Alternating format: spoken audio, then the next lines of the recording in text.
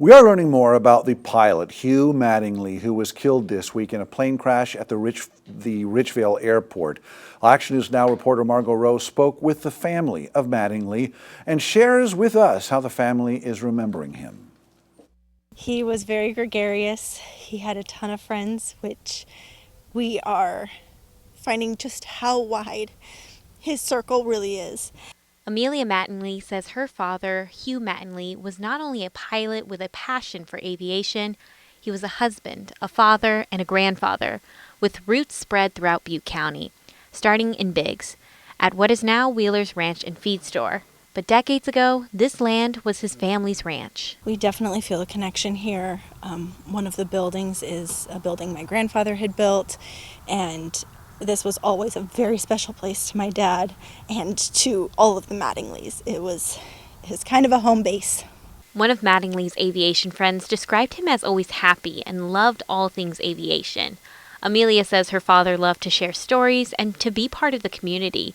You may have caught him participating in Gold Nugget Days when he was living in Paradise for 30 years. He was involved in the melodrama when it very first started. He had the pleasure of being the villain and having to sing on stage, and then he also had the pleasure of playing the superhero cowboy, which I think was his favorite role.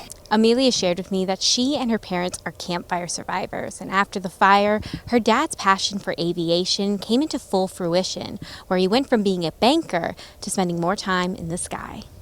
Obviously, with a first name like Amelia, he definitely liked aviation since I've been born, and I remember him always liking planes, going to pancake fly-ins. He was building an airplane when I was growing up. So after the campfire, when he made that jump, he really began to flourish because he was finally doing what he loved. Which for the last several years involved a lot of crop dusting. After Tuesday's crash, Amelia says she and her family have received many comforting messages from the community. After the accident, we've had a huge outpouring of support from family, from friends, from pretty much anyone that he came in contact with. He left a positive impression on, and they have all reached out asking what they can do. And at this point, there's really nothing. And just knowing that we have the love and support and prayers of everyone has been very comforting, even though it doesn't make the situation better.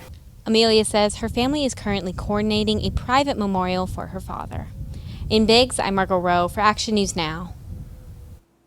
The memorial will be for family and friends. The cause of the crash is still under investigation. The NTSB is now in the area investigating that crash.